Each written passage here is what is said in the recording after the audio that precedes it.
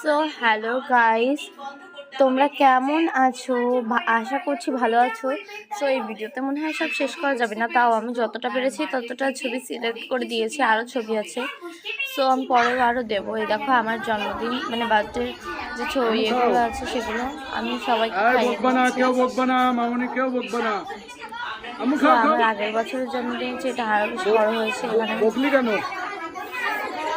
এখানে আমি দুটো কেক এনেছি। এখানে আমার অনেক রিলেটিভস আছে, আমার ফুপিরা সবাই আছে, আমার আপুরা, ভাবিরা, তারপরে দাদিরা, তারপরে দাদারা, তারপরে নানারা, নানি।